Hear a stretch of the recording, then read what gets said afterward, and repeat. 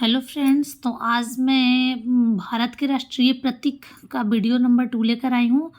जो important question है, मैं कहीं भी प्रैक्टिस सेट से, चाहे वो कोई भी प्रैक्टिस सेट हो जो मार्केट में है, जितना इम्पोर्टेंट क्वेश्चन है मैं उसे ही लेकर आ रही हूँ। बाकी मैं अनदर कोई क्वेश्चन नहीं लेकर आ रही हूँ। और इसके बाद भी जो सीरीज आएगा वो एनसीईआरटी बेस्ड होगा या फिर एडीओ के लिए और बीपीएससी टीआरई 4 के लिए इम्पॉर्टेंट क्वेश्चन ही मैं लेकर आऊँगी।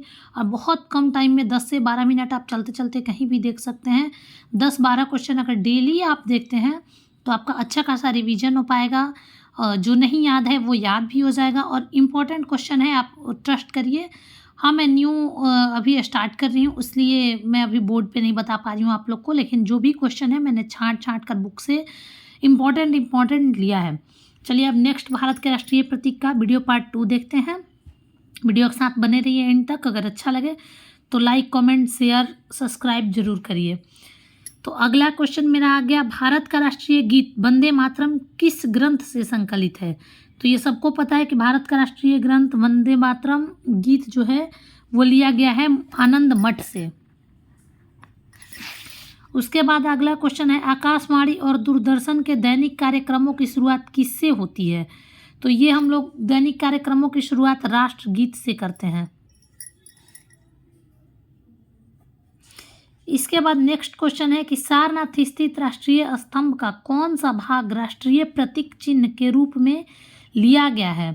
तो जो सारनाथ में, आप लोग को पता होगा कि सारनाथ में एक स्तंभ है जिससे राष्ट्रीय प्रतीक हमारा लिया गया है। तो वो कौन सा भाग लिया गया है? तो शीर्ष भाग लिया गया है।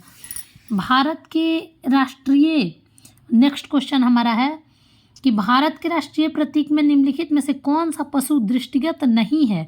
मतलब सिंह, सांड और घोड़ा ये तीनों दिखता है, लेकिन हमें क्या नहीं दिखता है? तो हिरण हमें नहीं दिखता है। उसके बाद नेक्स्ट क्वेश्चन है कि भारत के राष्ट्रीय प्रतीक चिन्ह में कितने शेर दिखाई देते हैं? तो ये आप सबको पता है कि हमारे राष्ट्रीय प्रतीक चिन्ह में 3 शेर दिखाई देते हैं। अगला क्वेश्चन है 19 नंबर, भारत का राज चिन्ह अशोक महान द्वारा सारनाथ में स्थापित सिंह से लिया गया है। ठीक है, इस राज सिंह के मूल स्तंभ में कितने सिंह हैं? जो मतलब हम लोग अशोक स्तंभ देखते हैं सारनाथ में, जो अशोक द्वारा बनाया गया है स्तंभ, उसमें 3 चिन्ह तो लिया गया है, लेकिन मूल रूप से कह रहे हैं कि इसमें कितने हैं? तो मूल रूप से इसमें 4 है, लेकिन 3 हम लोग को दिखाई देता है। अब है, भारत के राष्ट्रीय संवत के रूप में किस संवत को मान्यता प्रदान की गई है?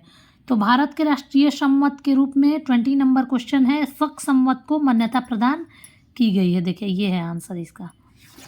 अगला क्वेश्चन है 21, शक संवत पर आधारित राष्ट्रीय पंचांग प्रथम मास होता है। जो हम लोग का पंचांग शुरू होता है शक संवत से, तो उसका प्रथम मास क्या होता है? मतलब हिंदी महीना का प्रथम मास क्या होता है? तो चैत होता है, ये आप लोग को पता होगा।